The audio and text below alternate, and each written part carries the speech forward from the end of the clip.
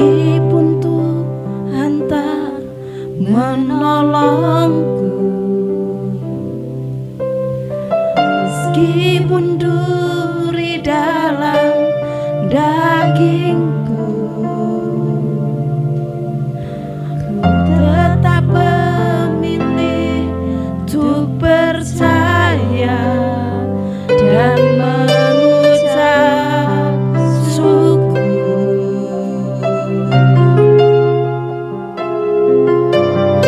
Meskipun doaku tak terjawab,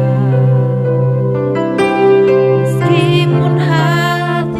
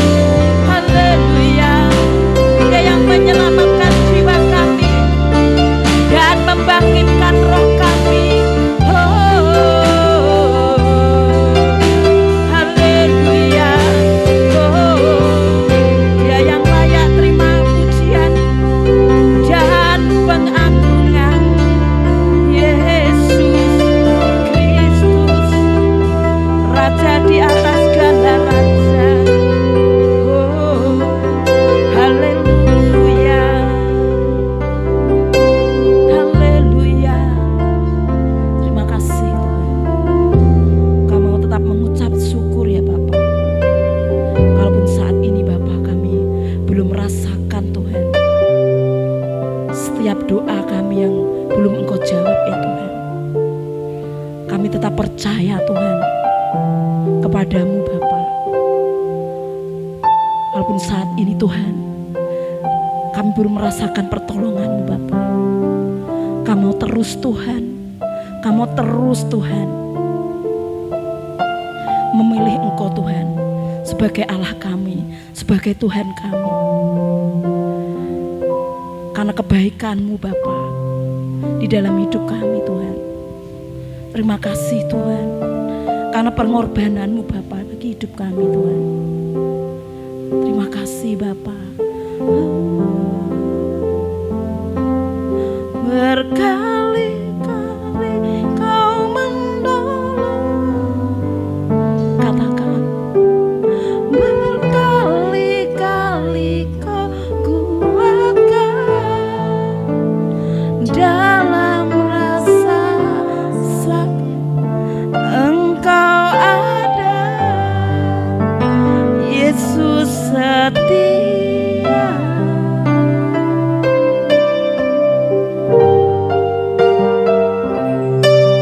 Berkali-kali Kau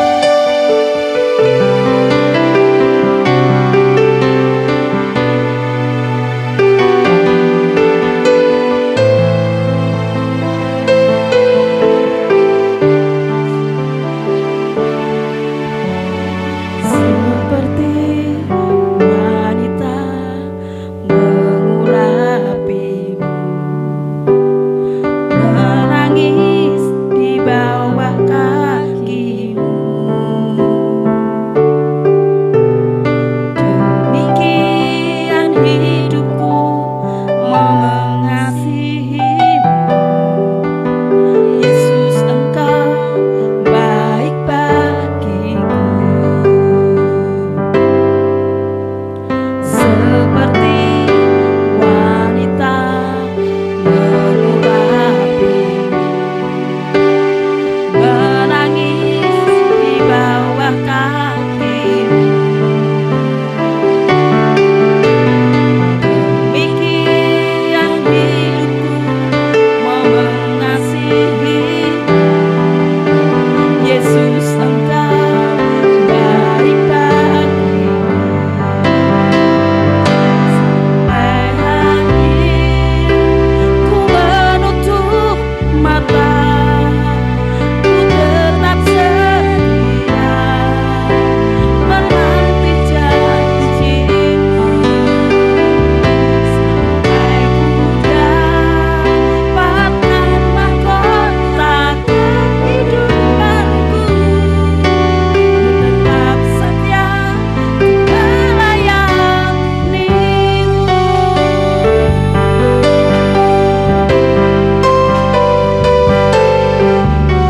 Seperti wanita mengurapi, menangis di bawah kakimu. Demikian hidupku mau mengasihi. Yesus, Engkau baik bagiku, sampai akhir ku menutup mata, ku tetap setia menanti janjimu, sampai ku dapatkan mahkota kehidupanku. Ku tetap setia melayanimu,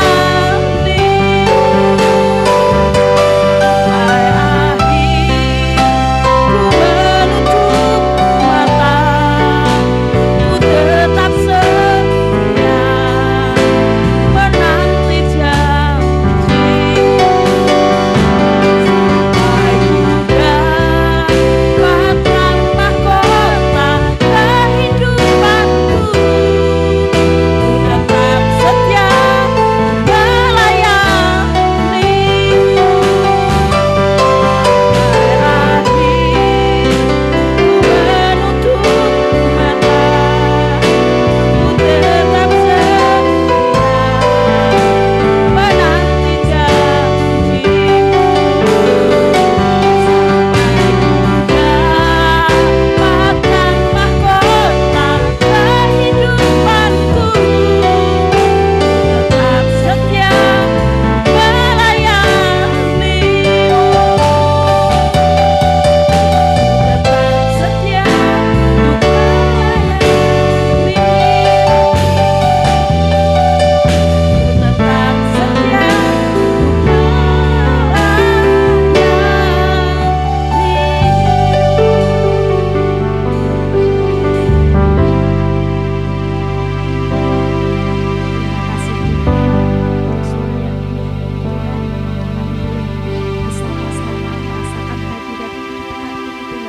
sungguh luar biasa Tuhan.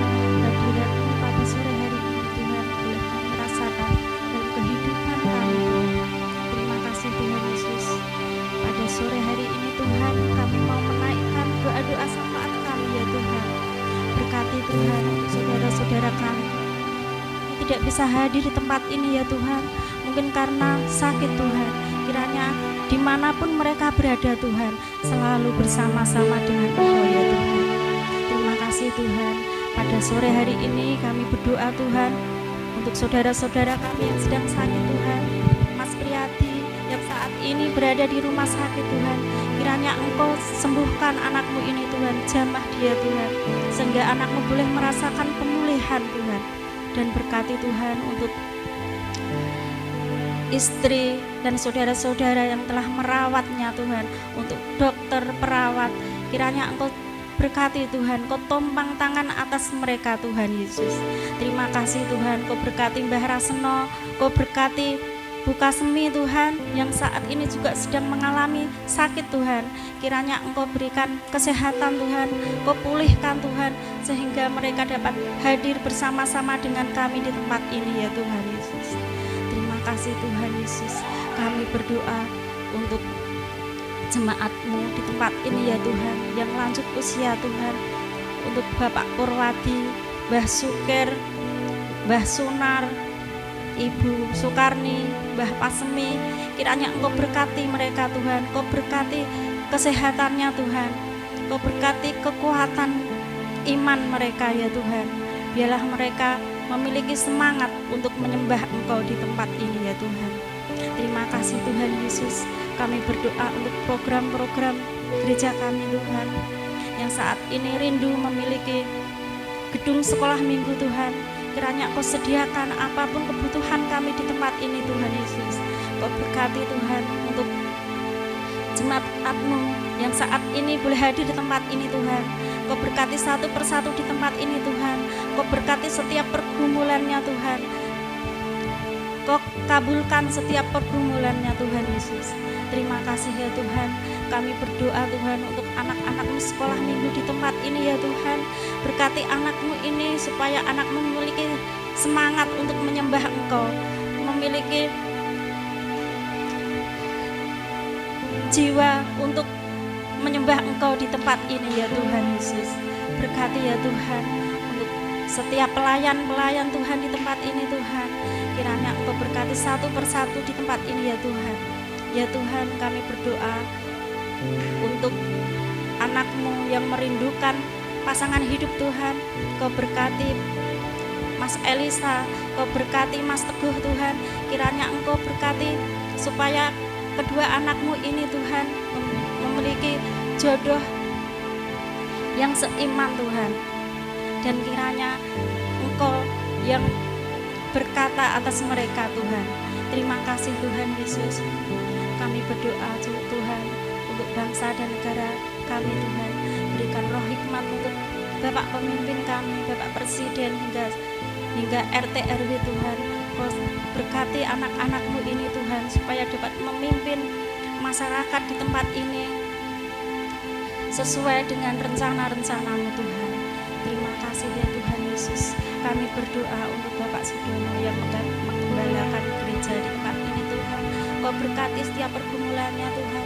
Kau berkati setiap kesehatan. Kau berkati keluarganya Tuhan. Kau berkati anak-anaknya Tuhan Yesus. Terima kasih Tuhan. Kami berdoa untuk anak-anak-Mu yang sekolah Tuhan, dari TK hingga sampai perguruan tinggi Tuhan.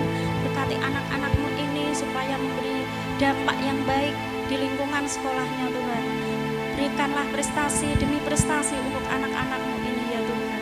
Biarlah anak-Mu ini menjadi teladan di lingkungan sekolahnya Tuhan. Biarlah nama-Mu terus dipermuliakan ya Tuhan. Terima kasih Tuhan Yesus.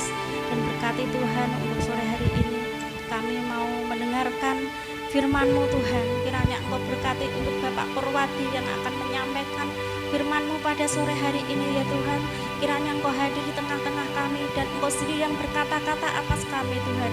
Biarlah iman kami Kau kuatkan di dalam hidup kami Tuhan.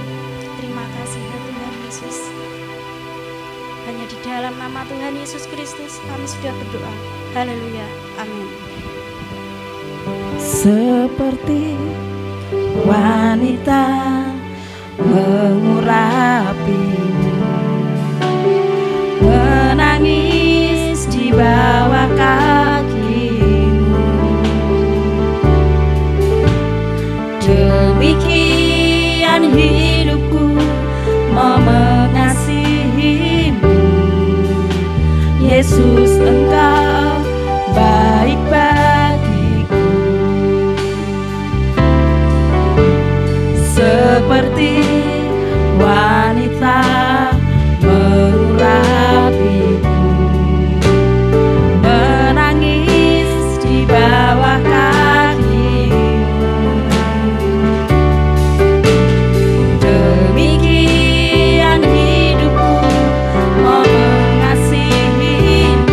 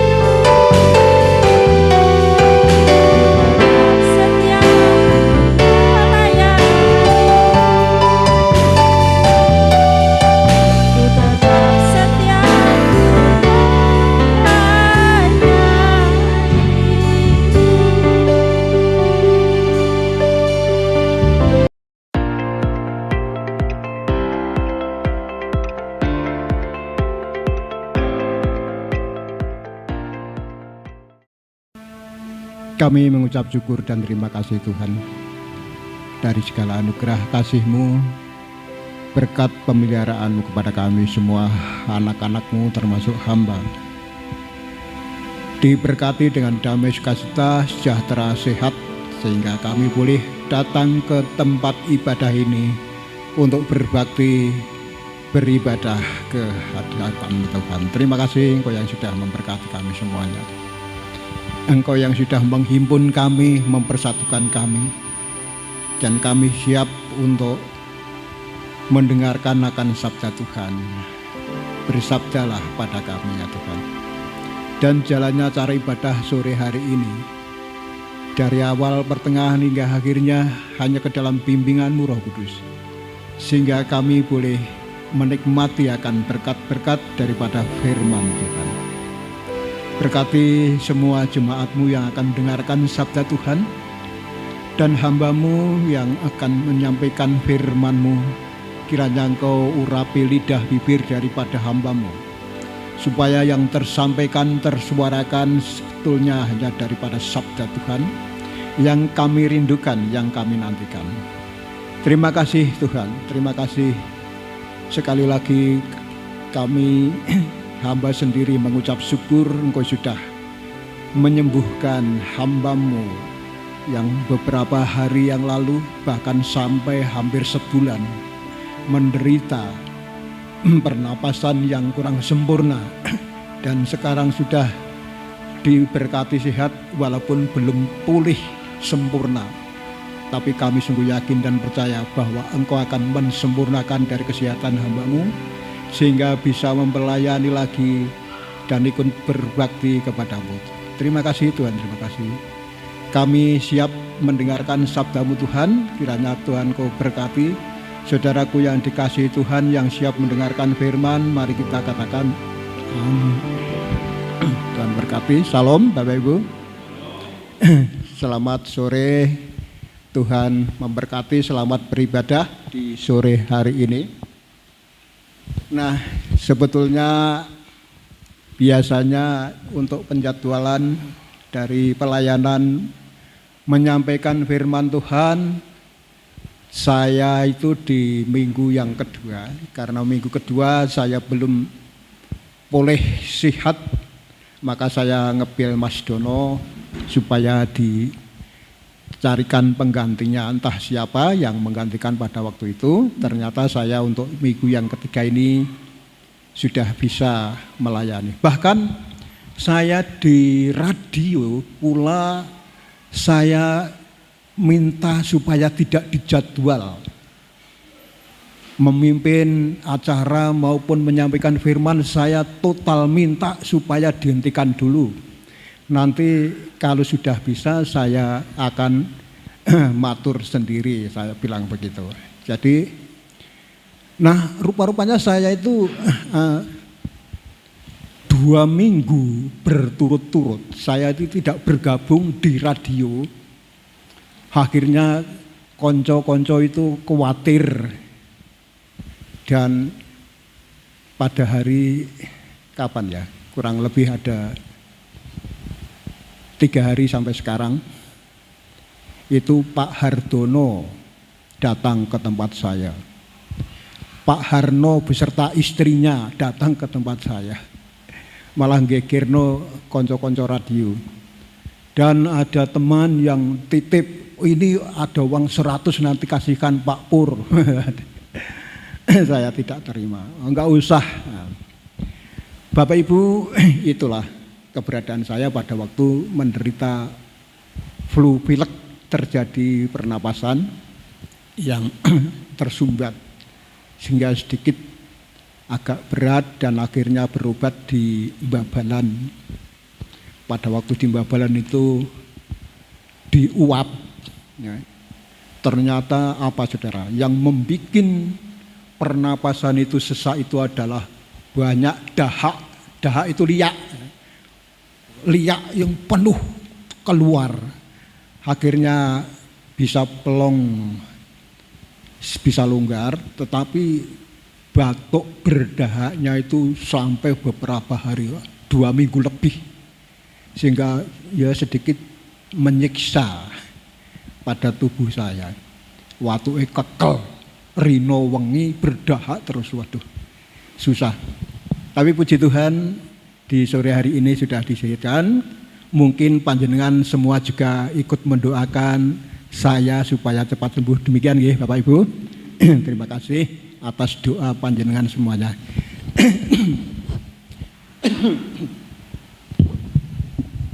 Kita akan masuk ke dalam firman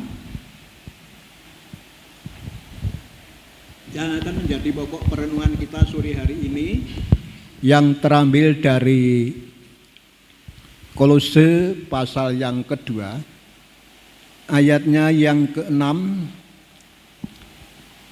Kolose pasal yang kedua, ayat yang ke-6 sampai ke-7 saja. Kolose pasal 2, ayat 6 sampai ke-7, demikian bunyi firman Tuhan. Kamu telah menerima Kristus Yesus Tuhan kita. Karena itu hendaklah hidupmu tetap di dalam Dia. Ayat 7. Hendaklah kamu berakar di dalam Dia dan dibangun di atas Dia.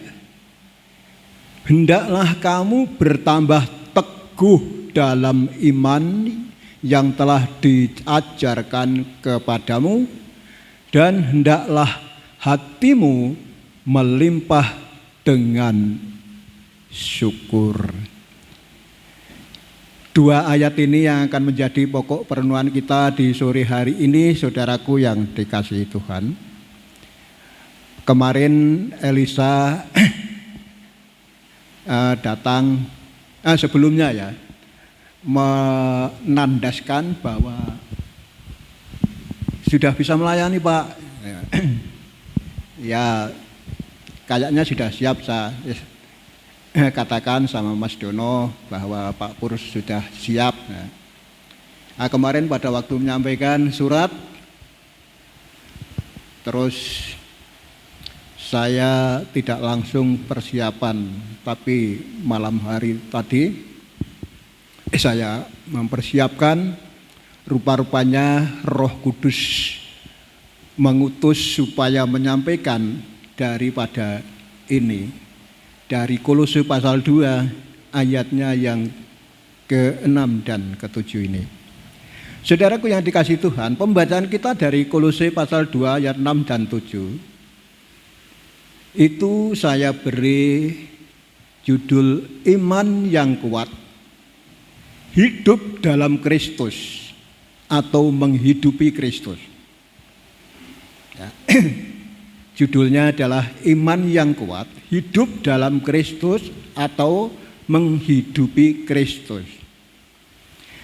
Bapak Ibu yang dikasihi Tuhan, ini adalah suratnya Rasul Paulus yang ditujukan kepada jemaat di Kolose, yang pada waktu itu jemaat Kolose ditentang dengan ajaran-ajaran lain, banyak beredar di sana, sehingga Rasul Paulus sangat mencemaskan akan jemaat yang ada di sana. Dicemaskan karena mungkin bisa terjadi dengan ajaran-ajaran yang beredar di sana, selain ajaran Kristus itu bisa menerpa mereka jemaat di sana. Maka di ayat yang ke-6 dan 7 tadi disampaikan demikian, ya. Disampaikan kamu telah menerima Kristus Yesus Tuhan kita. Karena itu hendaklah hidupmu tetap di dalam Dia. Hendaklah kamu berakar di dalam Dia dan dibangun di atas Dia. Hendaklah kamu bertambah teguh dalam iman yang telah diajarkan kepadamu, dan hendaklah hatimu melimpah dengan syukur. Surat ini intinya Rasul Paulus supaya menguatkan iman daripada jemaat yang ada di Kolose. Karena mengingat ada ajaran-ajaran yang mana beredar disampaikan di sana, sehingga akan mencemaskan Rasul Paulus sebagai penyampai ajaran Kristus. Maka ditegaskan, kamu itu harus betul-betul di dalam Kristus. Di dalam suratnya. Dan kamu hendaklah berakar. Maka saya tadi memberi istilahnya apa ya? Boleh dikata renungan kita dengan judul Iman yang Kuat Hidup dalam Kristus atau Menghidupi Kristus. Saudaraku yang dikasihi Tuhan,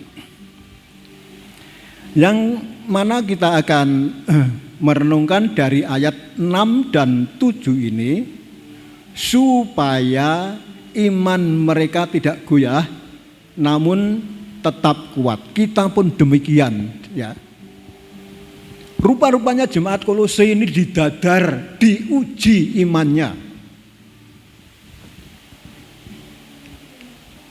Imannya Kolose diuji dengan adanya ajaran-ajaran yang beredar di sana selain ajaran Rasul Paulus mengenai Tuhan Yesus Kristus. Saudaraku, demikian pula di antara kita yang namanya punya iman kepada Tuhan Yesus Kristus, itu tetap akan ada yang namanya ujian. Tidak pernah terlepas yang namanya ujian. Ujian iman kita tidak seperti jemaat di Kolose yang ada ajaran-ajaran yang lain. Tetapi setiap iman kita diuji dengan situasi yang ada. Saudaraku yang dikasihi Tuhan, saya sebagai petani, kulo minangka dados tiyang tani, diuji iman kulo. Ndek rendeng niku kulo nandur jagung 12 dintekke tikus ora ngunduh. Ana kerugian gede. Modal pira entek ora ngunduh babar blas. Terus untuk ini saat ini ya, yang kita harapkan apitan ini juga lenyap. Beberapa modal bablas masuk di situ. Iman saya diuji. Delalah ora mung wates kuwi tok. Biasane iki ora tahu sesak napas delalah. Saudaraku. Tapi bagaimana dengan ujian iman? Maka Rasul Paulus menegaskan, kamu harus tetap di dalam Dia. Di dalam Dia itu maksudnya tetap nggondeli bakuh karo jenenge Gusti Yesus Kristus. Imanmu ki aja mung lamban, ning imanmu supaya ngoyot. Imanmu dibangun supaya sentosa. Teguh itu di sini tadi katakan teguh imanmu itu berarti disentosa, dikuatno. Imanmu tetap kuat senajan pancoban mawarna-warna sing teka ning mergo kita niku iman kita niku ngoyot jejeg, mulane kita mboten ambruk iman kita, Saudara. Saudaraku yang dikasihi Tuhan, untuk penjabarannya nanti paling tidak nanti ada 5 hal yang akan kita pelajari sebagai pokok perenungan kita. Di antaranya adalah yang pertama, menghidupi Kristus, ya. Menghidupi Kristus. Pesan di ayat yang ke-6 ini tadi. Artinya di dalam hidup kita itu selalu ada yang namanya Kristus di hati kita. Mengingat bahwa di dalam 1 Korintus 3 ayat 16, 1 Korintus 6 ayat 19, di sana dikatakan bahwa tubuh kita itu adalah sebagai bait Allah. ba'at Roh Kudus. Jadi yang hidup di dalam kita itu adalah bimbingan Roh Kudus atau menghidupi Kristus. Ada amin Bapak Ibu?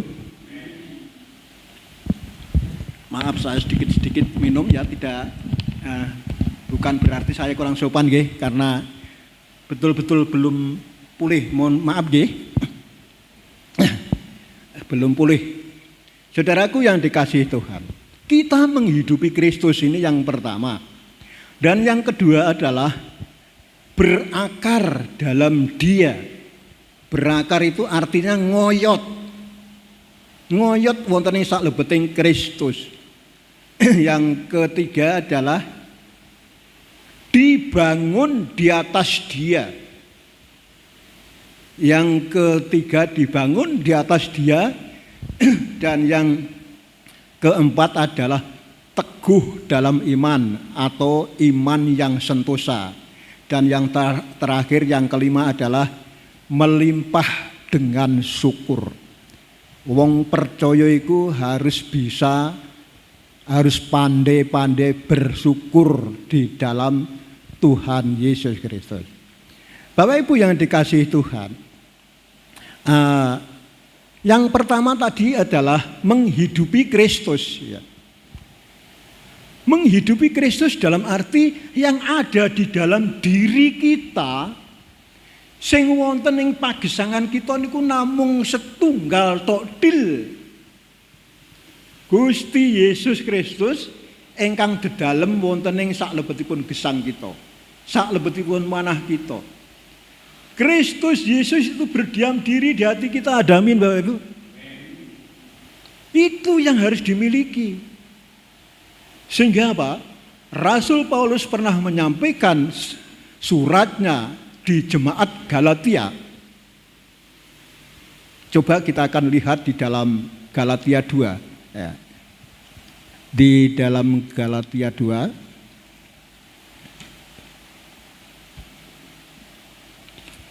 Kita akan lihat di dalam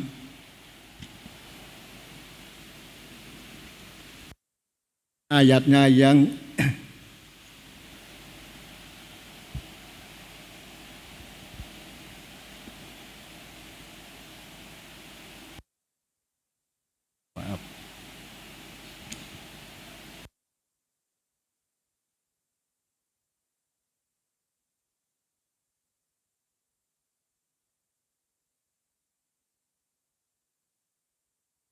Korintus Galatia. Maaf saya tidak batasi tadi.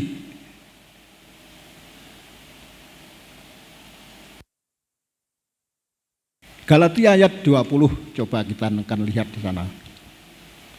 Galatia ayat yang pasal yang kedua ayat yang ke-20, di sini disampaikan firman Tuhan. Namun aku hidup, tetapi bukan lagi aku sendiri yang hidup, melainkan Kristus yang hidup di dalam aku. Bagian A saja. Aku urip iku sing urip iki Gusti Yesus. Ini Paulus menegaskan kepada jemaat di Galatia. Karena jemaat Galatia ini merasa hidupnya kurang menghargai, kurang menghormati Kristus. Sehingga kelakuannya itu masih seperti kelakuannya dhewe. Tidak mengindahkan atau tidak mencerminkan bahwa jemaat itu sudah ada ajaran Kristus. Maka Rasul Paulus menegaskan hidupnya sendiri sebagai teladan buat mereka. Aku urip iki mergo Yesus Kristus yang hidup di dalam aku. Yesus Kristus yang hidup di dalam aku. Maka bagian yang pertama tadi adalah menghidupi Kristus.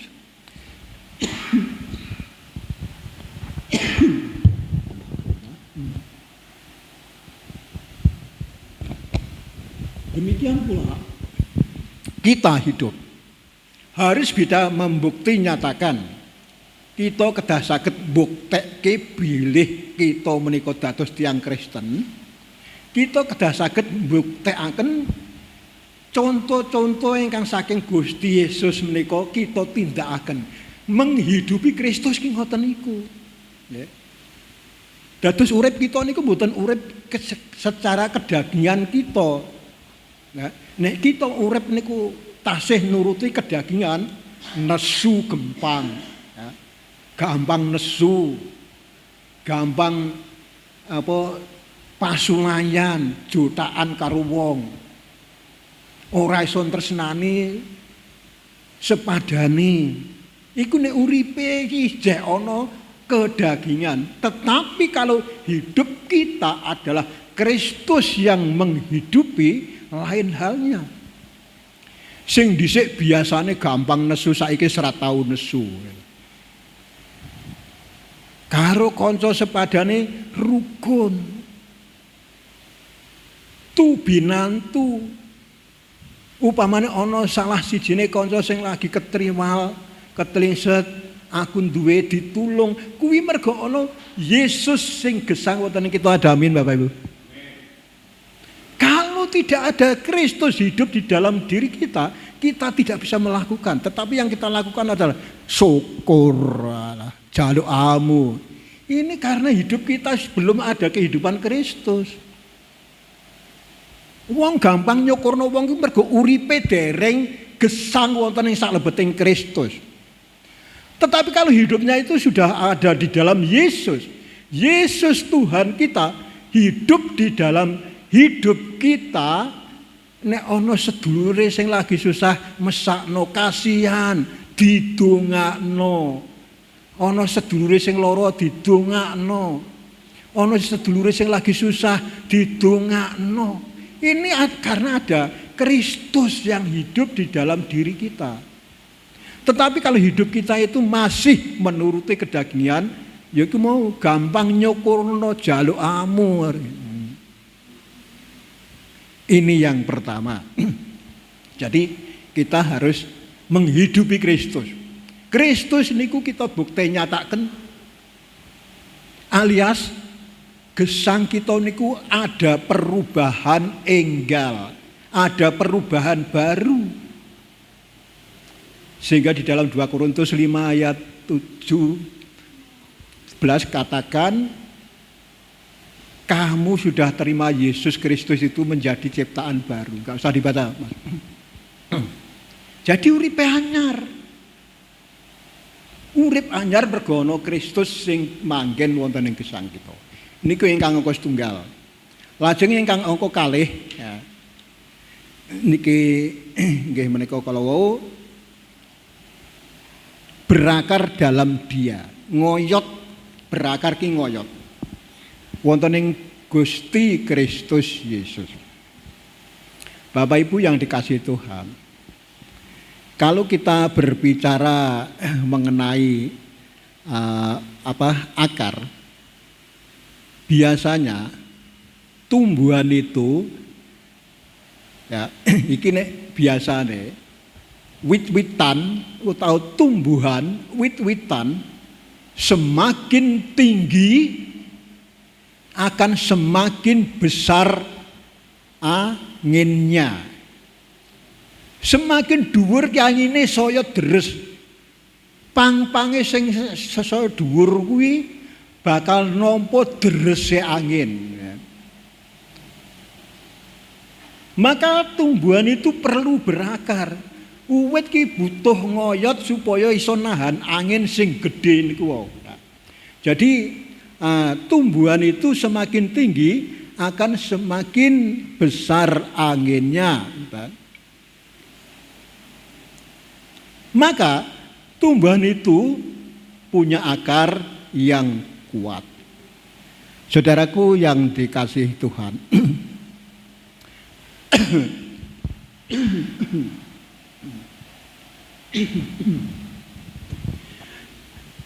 bicara masalah akar, ngomong masalah oyot, ya. Wit-witan niku ada beberapa yang dimiliki jenis akar. Wit-witan niku duwe oyot werna paling ora loro, werna loro oyote. Niki secara umum, tetapi ada juga wit-witan sing duwe oyot werna telu. Ini pada waktu saya masih duduk di bangku belajar sekolah dulu di tahun 1968.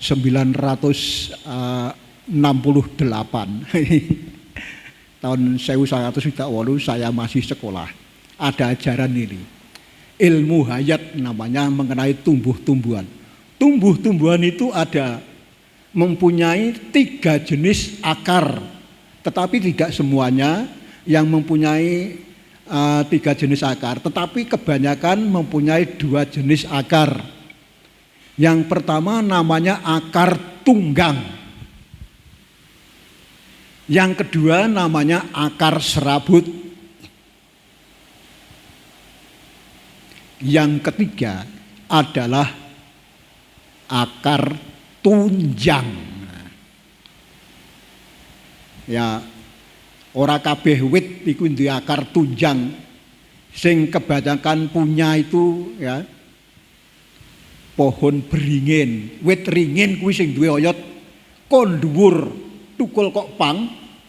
Tukul oyote terus mlebu nunggone lemah. Yalah wit-witan iku ora kabeh duwe, tapi hanya punya 2 jenis yang namanya akar tunggang dan akar serabut. Nah, di antara ketiga-tiganya ini bagi tumbuh-tumbuhan itu mempunyai fungsinya masing-masing, saudaraku. Mempunyai fungsinya masing-masing. Supaya tumbuhan itu tetap awet, kuat, hidup, itu menggunakan beberapa jenis, paling tidak 2 jenis akar yang dibutuhkan. Yang pertama akar tunggang. Akar tunggang itu fungsinya, gunane akar tunggang kuwi supaya wit kuwi ora ambruk nek ditempuh angin gede. Bila mana tumbuhan itu diterpa angin besar, karena mempunyai akar tunggang, itu tidak akan roboh. Dan yang kedua, jenis akar serabut itu fungsinya adalah untuk menyerap sari-sari makanan guna menghidupi tumbuhan itu. Oyot sing lembut kayak rambut niku lho, tugase niku nesep sari-sari makanan. Mulane jenengan nek ngerabuk jagung niku nek wis gedhe oyot serabute wis adoh, ora usah kudu nduk ngisor wite. Nduk tibane rada adoh kene wis digoleki dhewe. Aku sering bertentangan dengan teman-teman. Rabuk jagung itu kalau sudah besar akan berbuah, ora usah kudu nang ngisor wite. Di jarak jauh 1 jengkal saja ya, 1 kilan iku wis digoleki. Saudaraku, maka nek kula ngrabuk neloni nek wis tak biyukno biar. Ora usah kudu nang ngisor wite kesuwen. Gitu. Jadi fungsi akar serabut adalah untuk menyerap sari makanan sehingga tumbuhan itu tetap hidup. Ya, sing pertama tadi akar tunggang, oyot sing gede niku lho Pak Rasno, Pak Sukir ya. Oyot sing gedhe niku to, sing nunjem mengisor utawa sing malang ngiwa tengen kuwi jenenge akar tunggang. Oyot sing gede kuwi kanggo nguatke nek ana angin gede ben wit kuwi ora ambruk. Nah, oyot sing cilik-cilik kuwi tugase kanggo golek pangan supaya wit kuwi ora mati. Kalau sudah diserap nanti sari-sari makan akan dimasak oleh daun. Daun ki tugase masak. Nah, nanti dibagikan merata nang wit kuwi supaya awet urip. Nah. Terus fungsi yang ketiga adalah akar tunjang. Akar tunjang itu sebetulnya membantu akar tunggang supaya menambah kekuatannya, biasanya beringin. Ya. Beringin itu buahnya berkeping 1 atau keping 2 ya, saya lupa. Tapi kebanyakan akarnya itu akar serabut.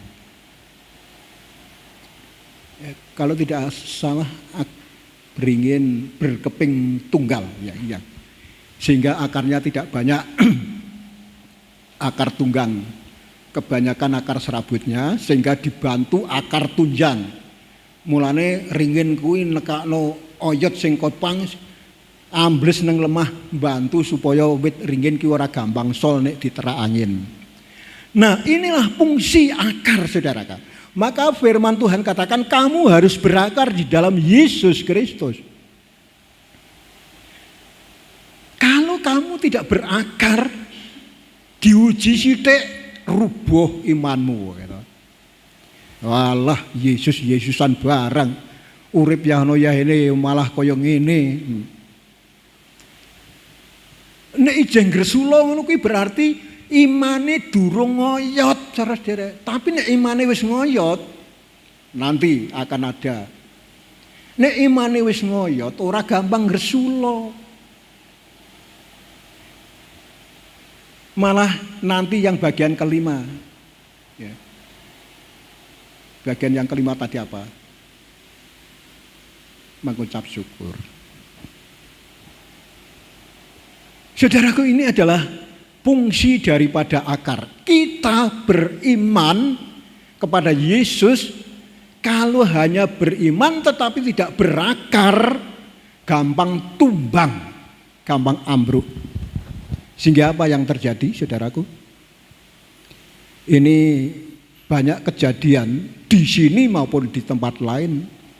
Karena akarnya iman tidak punya, ini biasanya jatuh kepada, maksud saya menimpa kepada remaja atau pemuda. Ya. Karena imannya tidak berakar, pas waktune wayah duwe bojo. Wong Kristen diiri-irii prawan utawa joko saka agama liya. Mergo eling gantenge utawa eling ayune, imane ditinggalno. Mergo imane ora ngoyot, ambruk. Brek, ora sah dadi wong Kristen. Sing penting aku iso entuk kowe, Di. Sing penting aku entuk kowe, Mas. Nah, saudara, iman kepada Yesus Kristus itu harus berakar. Kalau iman yang berakar itu juga nanti akan berbuah, saudaraku. Tuhan Yesus pernah menyampaikan perumpamaan tentang seorang penabur. Pertama keluar dari rumah untuk menabur benih. Di dalam menabur nyebar wineh, Pak Rasno nggih, menabur ki nyebar wineh. Wineh mau ana sing tiba nang saurute pinggir dalan. Ana sing tiba ana ing grumbul ri. Ana sing tiba nang gone watu-watu padas. Ning ana sing tiba ning lemah loh. Saudaraku, Tuhan Yesus menyampaikan arti perumpamaan itu, sing tiba sak urute dalan kuwi wong sing krungokke sabdane Gusti terus dibegal wong. Ora sah Yesus-Yesusan nggo apa. Wineh ning tiba nang pinggir dalan dicucuk manuk, diprovokasi wong. Lah sidane ora dadi wong percaya. Jane ape percaya ning ra sida. Kuwi gambarane sing wineh ki mau tiba nang gone pinggir dalan. Sing tiba nang gone watu padas tukul ning mergo oyote rasa jero, mergo ana watune oyote rasa jero, tukul sedelok terus alum terus mati. Terus ana meneh sing tiba ning grumbul ri bareng-bareng tukul ning mergo kelindih karo grumbul-grumbul ki mau terus wineh ki mau mati. Gambarane wong percaya mergo kelindih kebutuhan sing macem-macem tetek bengek. Alah, butuhan sangsaya akeh kaya ngene iso rasah Gusti-Gusti Yesusan. Ora sempat berakar dalam, sudah dihimpit, akhirnya mati. Tetapi yang jatuh ke dalam tanah yang subur itu akan berakar dalam, dan akarnya itu bisa menyerap sari-sari makanan dan kuat, diterpa angin tidak tumbang, ora ambruk ditempuh angin. Akhirnya iso woh, ana sing tikel 30, ana sing tikel 60, ana sing tikel 100. Iman kita demikian pula, kalau iman kita itu berakar, iman kita niku nek ngoyot, wah kita iso tikel 30, wah kita iso tikel 60, wah kita iso tikel 100, para sedherek. Ini yang kedua. Wah, iki rodok dawa iki, nuwun sewu, rodok dawa. Yang kedua, jadi kita harus mempunyai akar di dalam iman kita supaya kita tidak gampang tumbang, ora gampang ambruk, ora gampang sol. Terus yang ketiga adalah dibangun di atas Dia. Iman kita pondasinya, dasare, pondasi ki dasar gitu. Dasar ki pondasi adalah pondasine Tuhan Yesus Kristus sebagai pondasi iman kita. Setelah kita mempunyai pondasi yang kokoh ya, dalam Yesus Kristus, kita akan membangun di atasnya karena pondasinya kuat, dasarnya kuat. Kalau kita membangun dasar bahan bangunan kita sesuai, itu nanti akan kuat. Maka perlu dibangun. Lah cara membangun iman kita itu seperti apa, saudara? Apa sing kita badhe bangun wonten ing Gusti Kristus? Gambarane wong bangun omah, bahane saka apa sik gitu. Pondasine jelas wis apik, wis kuat. Tinggal kantun sing badhe kita dokok ndhure, sing kita bangun niku napa bahane? Napa kayu randu?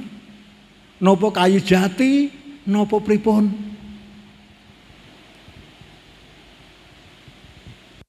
Lah sing kita badhe bangun niku ingkang badhe nemtokake awet lan orane bangunan kita. Maka di sini dikatakan harus dibangun di dalam Dia. Saudaraku yang dikasihi Tuhan, Rasul Paulus pernah menyampaikan di dalam 1 Korintus pasalnya yang ketiga, ya, coba kita akan lihat 1 Korintus pasalnya yang ketiga, ayatnya yang ke-12 sampai ke-14. Di sana dikatakan firman Tuhan. Ini sering disampaikan. Dasarnya tadi di ayat yang ke-11 ya. Pondasi ini tadi di ayat yang ke-11. Saya akan bacakan ayat 11 dulu. Karena tidak ada seorang pun yang dapat meletakkan dasar lain daripada dasar yang telah diletakkan, yaitu Yesus Kristus. Ayat 12. Entahkah orang membangun di atasnya dasar ini dengan, perhatikan ini, emas, perak, batu permata, kayu, rumput kering atau jerami. Berhenti di sini dulu. Kita membangun iman kita niku sing badhe kita bangun wonten ing dasar Gusti Yesus niku apa? Niku disampaike emas, napa perak, watu perak, napa watu, napa kayu, napa suket garing, damen. Nah, mangke badhe diuji karo geni. Iman kita badhe diuji. Lah iman kita niku kaya apa dateng Gusti Yesus? Gusti Yesus minangka dasar iman kita. Sing kita badhe bangun iku wujude kaya apa? Apa kaya emas, apa kaya perak, apa kaya watu, apa kaya kayu, apa kaya damen, apa kaya suket garing. Paling tidak kita membangun di dalam iman, di dalam Dia, di dalam Kristus, itu paling tidak kita bisa membangun seperti batu. Ora usah kaya emas, ora usah. Sing penting ora kobong. Sebab bakal diuji karo geni. Sing penting ora kobong. Syukur-syukur nek iso kaya perak. Lebih baik kalau seperti emas. Jadi dasar bangunan kita itu supaya kokoh, supaya kuat itu paling tidak 3 jenis ini. Dari emas, batu permata, atau batu biasa, atau jangan sampai seperti kayu, suket garing, atau damen. Ya. Iman kita kudu kuat dibangun di dalam Dia. Ada amin Bapak Ibu?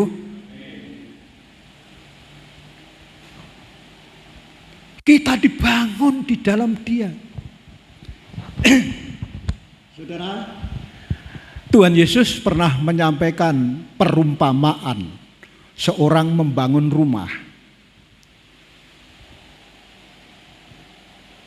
Ada orang membangun, ini kebalikannya, kosok baline iki. Ono wong bangun omah nang sak dhuwure pasir. Bareng ono udan, omah ki mau ambruk mergo pondasine ora kuat. Ning ono meneh sing bangun ono sak dhuwure watu. Senajan ono udan, ono panas ora bakal ambruk mergo dasare mau kuat. Nah, kita beriman itu harus mempunyai dasar yang kuat. Intinya kita tetap menghidupi Kristus. Ada amin Bapak Ibu? Ini adalah dasar sebagai iman kita orang percaya. Jadi Gusti Yesus itu nomor 1. Tidak bisa di nomor yang kesekian kali. Ora iso di nomor no ping piro, ora iso. Di nomor 1. Pondasi kita yang kuat itu adalah Yesus Kristus. Sehingga kita bisa leluasa untuk membangun di atasnya. Jadi kita harus membangun itu saudaraku. Ini yang ketiga. Dan yang keempat adalah teguh dalam iman yang kuat. Ini masih ada kaitannya dengan bangunan tadi. Masih ada kaitannya dengan iman tadi, dengan bangunan tadi. Jadi iman kita harus sentoso iman kita. Jadi supaya iman kita sentosa, duwe oyot, mbangune ki ora koyok kayu, mbangune sing supaya ora iso kobong. Saudaraku, yang keempat adalah teguh dalam iman atau sentosa dan kuat. Yang keempat ini masih ada kaitannya dengan yang ketiga, yaitu bangunan. Kita sudah punya pondasi dasar yang kokoh, yaitu Tuhan Yesus. Tetapi bahan yang akan kita bangun itu jangan asal-asalan, ojo mungkur-kur. Maka bahan bangunan kita mudah rusak atau mudah terbakar. Ini masih ada kaitannya dengan itu saudaraku. 1 Korintus 3 ayat 12 sampai 14 tadi kita akan lanjutkan untuk ayat yang ke-13 dan ke-14. Sekali kelak pekerjaan masing-masing orang akan nampak, karena hari Tuhan akan menyatakannya, sebab Ia akan nampak dengan api, dan bagaimana pekerjaan masing-masing orang akan diuji oleh api itu. Jika pekerjaan yang dibangun seorang tahan uji, ia akan mendapat upah. Ini saudaraku, kalau iman kita tangguh, sentosa, dibangun dengan bahan yang baik, dengan berakar menghidupi Kristus, kita akan mendapatkan upah. Amin Bapak Ibu.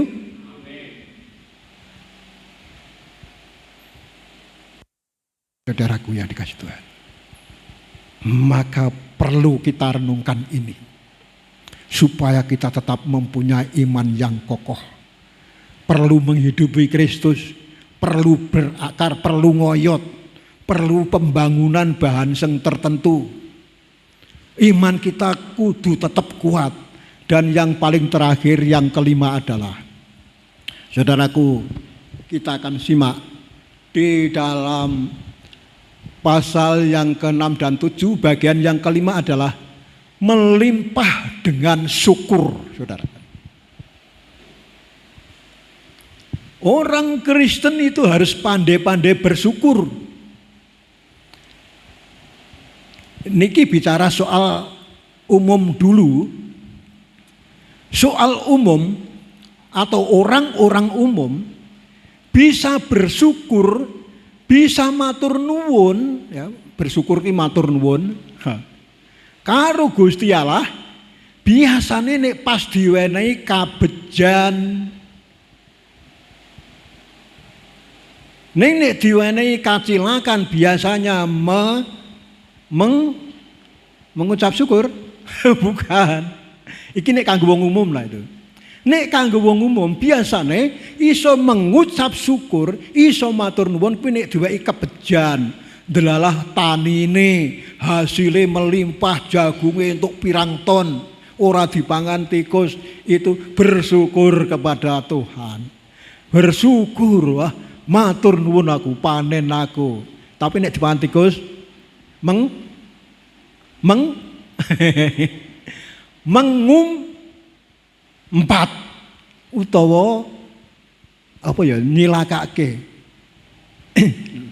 Gadeng wong umum, wasem kecut jagungku pangan tikus, mengumpat, saudaraku, nyupatani, nyedake. Ini secara umum. Nek wong umum biasane ngono iku. Nek pas bejo bakulane ndelalah batine yo akeh. Ya. Bakul trimo eplek ya apa to, Pak? Trimo ewel-ewel nang kutuk nggo bahan sithik, wah entuke beras akeh. Biasane bisa bersyukur, saudara. Iki nek kanggone wong umum. Tapi nek untuk bati, wah piye tak rewangi mlaku kedarang-darang kok kene mrono ki ndak ana sing ngurup delalah. Asem tenan iki. Mengumpat niku nek kanggone wong umum, tetapi nek kanggone wong Kristen aja. Kanggone orang beriman tidak diperbolehkan. Ora entuk mengumpat utawa nyupatani. Maka bagian yang kelima tadi adalah apa? Melimpah dengan syukur. Melimpah itu kebak, beleber. Jadi setiap apa saja yang terjadi, apa wae sing kedadian tenggene gesang kita, itu harus selalu matur nuwun, mengucap syukur di dalam Tuhan. Ada amin Bapak Ibu. Oleh sebab itu Rasul Paulus pernah menyampaikan di jemaat Tesalonika, di dalam 1 Tesalonika pasal yang kelima ayat yang ke-18. Mari kita akan cermati di sana. Di dalam 1 Tesalonika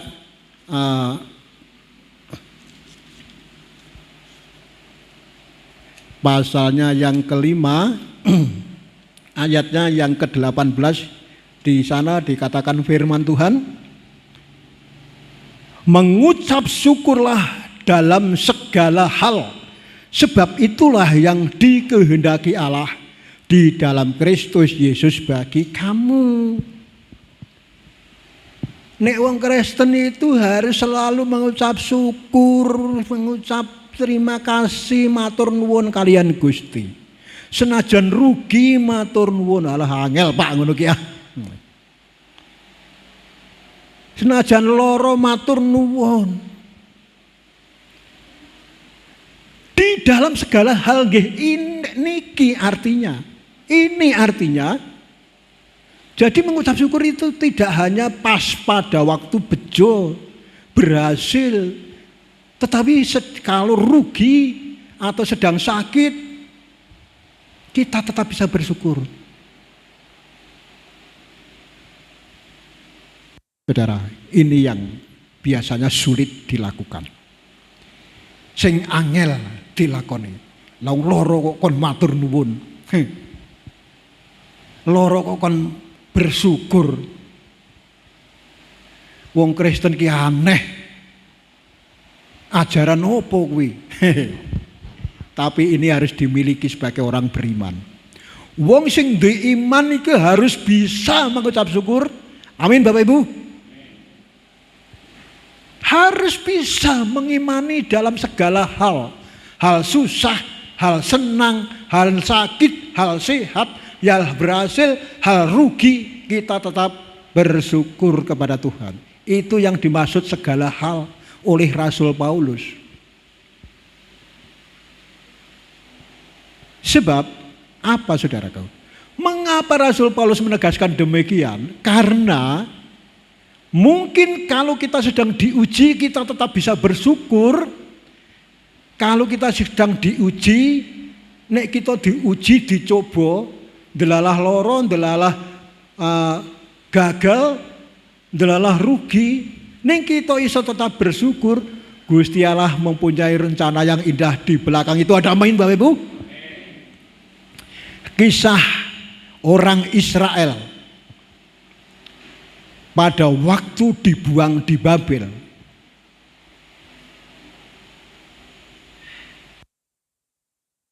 Tuhan pernah menyampaikan melalui Nabi Yeremia. Sebetulnya kamu dibuang di Babel untuk diuji, kamu masih tetap percaya pada Tuhan atau tidak? Kalau masih tetap percaya, ada rencana Tuhan yang lebih indah. Ini sering disampaikan, coba kita akan lihat ini yang terakhir kali saudaraku. Di dalam Yeremia pasal yang ke-29. Yeremia pasal yang ke-29 kita akan lihat di sana. Ayatnya yang ke-11. Coba kita akan lihat di dalam ayat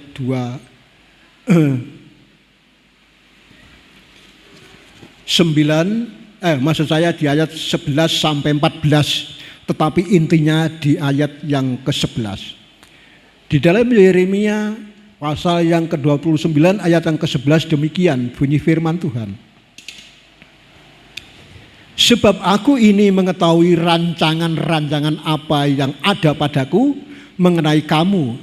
Demikianlah firman Tuhan, yaitu rancangan damai sejahtera dan bukan rancangan kecelakaan. Apa saudara? Rancangan Gusti kalau kita itu pandai-pandai bersyukur, itu ada rancangan damai sejahtera, bukan rancangan kecelakaan. Inilah sebagai upahnya. Amin Bapak Ibu. Upahnya itu damai sejahtera, bukan rancangan kecelakaan. Sebetulnya pencobaan itu terbatas, tidak melampaui kekuatan kita. Di dalam 1 Korintus pasal yang ke-10 ayatnya yang ke-13 di sana dikatakan pencobaan-pencobaan yang kamu terima itu adalah pencobaan biasa yang tidak melebihi kekuatanmu. Jadi wong niku diuji imane masing-masing ning sakbenere orang ngluwehi kekuatan kita. Ning kok kita ambruk bangeten wong orang ngluwehi kekuatan kita kok. Kok kita ambruk dalam iman? Berarti kebangetan banget saudaraku. Yang namanya ujian ya, di sekolah bahane ujian ki beda-beda. Ujiane TK beda karo ujiane SD. Ujiane SD beda karo SMP. Materinya maksud saya. Ujiane SMP beda karo SMA. SMA beda karo perguruan tinggi. Jadi ujian iman kita niku diwatesi dhewe kalih Gusti Allah. Janjane orang kluwehi. Ning kok da iso lulus bangeten. Wis diajar ya ana yahene. Dites ujian kok dak lulus bangeten. Saben dina dikutbahi, saben dina ngrungokke sabdane Gusti, ana pancoban sithik kok ambruk iman iki bangeten saudaraku. Rancangan Tuhan itu kalau kita bisa mengucap syukur di dalam segala hal, ada rancangan kedamaian, damai sejahtera. Bukan rancangan kecelakaan. Nek kita saged lulus ujian kita. 5 hal ini tadi saudaraku. Jeling nggih, apal? 1, Kristus hidup di dalam hati kita. Yang kedua, kita itu kedah ngoyot wonten ing Gusti Kristus. Nek ora ngoyot ambruk iman kita. Yang ketiga, bangunan sing kita bangun wonten ing pondasi Kristus niku kudu kuat supaya aja gampang kobong. Iman kita kedah sentosa, kuat. Dan kita sebagai orang percaya harus pandai-pandai bersyukur. Mengucap syukur di dalam segala hal. Inilah yang harus dimiliki sebagai orang percaya. Sesuai dengan tema kita adalah menghidupi Kristus. Ya, menghidupi Kristus, hidup dalam Kristus, menghidupi Kristus. Supaya kuat iman kita, tidak gampang roboh. Ora gampang ambruk iman kita, mergo kita punya iman yang kokoh, yang berakar, yang kuat, sentosa di dalam Yesus Kristus. Tuhan memberkati, mari kita berdoa.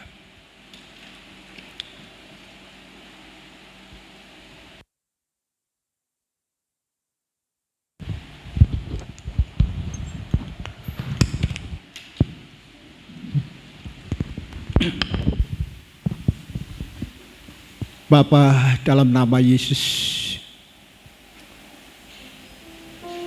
firman-Mu sudah kami dengarkan melalui daripada hamba-Mu Tuhan. Kiranya Engkau kuatkan iman kami supaya kami bisa menghidupi Kristus, supaya kami bisa berakar di dalam Dia, supaya kami bisa membangun iman kami dengan bahan yang kuat yang tidak mudah terbakar, supaya kami tetap kuat dan sentosa di dalam iman, dan supaya kami tetap bisa mengucap syukur di dalam segala hal. Walaupun banyak angin yang menerpa, tetapi kami boleh bersyukur dan bersyukur. Karena di balik itu semuanya Engkau mempunyai rencana yang indah yang mau memulihkan keberadaan kami. Terima kasih Tuhan, terima kasih. Firman-Mu menggugah supaya kami lebih kuat lagi. Kalau dulu lemah loyo, tetapi mempunyai akar serabut, akar tunggang, akar tunjang, jadi iman kami sentosa. Terima kasih Tuhan, terima kasih. Di dalam nama-Mu hamba berserah, hamba berdoa kiranya Tuhan memberkati daripada firman-Mu dan boleh betul-betul menjadi berkat bagi jemaat-Mu semuanya. Bapak Ibu yang dikasihi Tuhan, yang sudah diberkati daripada firman Tuhan, mari kita ucapkan amin. Tuhan memberkati.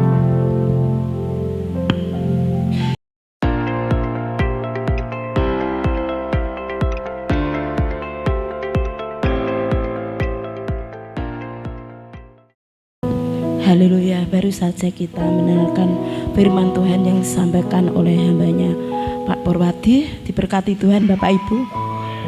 Mari kita akan datang kepada Tuhan, kita akan berikan persembahan untuk Tuhan. Mari kita berdoa. Sungguh kami bersyukur Bapa pada sore hari ini Bapa, atas berkat-Mu Bapa yang baru saja kami terima, yaitu berkat firman-Mu Tuhan.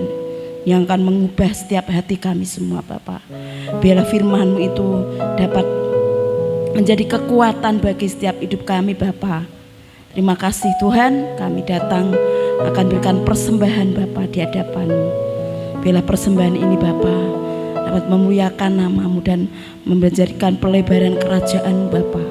Berkati kami semua Tuhan yang selalu setia kepadamu Bapa. Biarlah Engkau akan selalu melimpahkan berkat dan anugerah-Mu Bapa bagi setiap kami semua Bapa. Terima kasih Tuhan, kami menyerahkan persembahan ini dalam tangan kuasa-Mu. Hanya dalam nama Yesus Kristus kami berdoa dan mengucapkan syukur. Haleluya, amin. Percaya Gusti Yesus.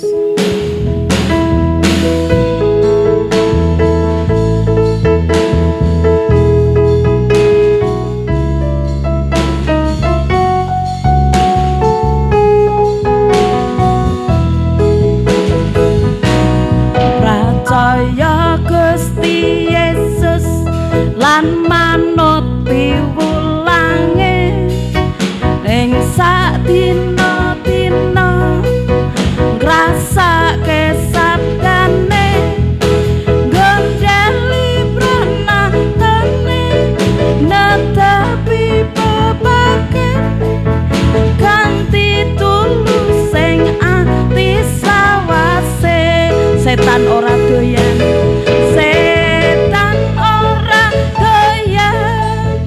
demet orang dulet lelara padha lunga amarga percaya rejekine teko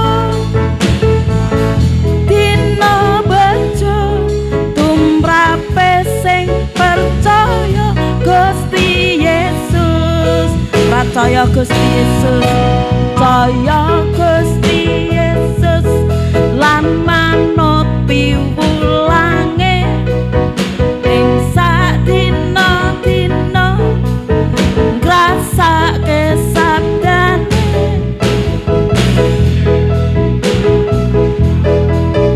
netepi bebake ganti tulus sing ati selawase setan ora doyan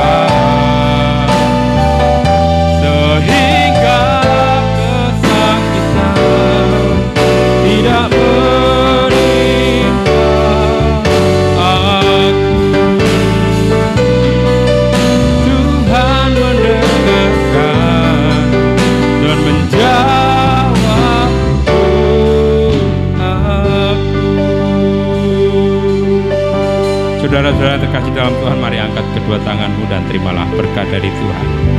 Haleluya, kami bersyukur Tuhan. Terima kasih Tuhan Yesus. Bapak Ibu Saudara sekalian yang terkasih dalam Tuhan, mari arahkan hati dan pikiran kita kepadanya, dan terimalah berkat anugerah damai sejahtera dari Allah Bapa di dalam Sang Putra Yesus Kristus dan di dalam persekutuan Roh Kudus. Kiranya kita terima saat ini sampai selama-lamanya. Setiap kita yang sudah diberkati Tuhan, mari sama-sama kita berkata amin. Tuhan memberkati.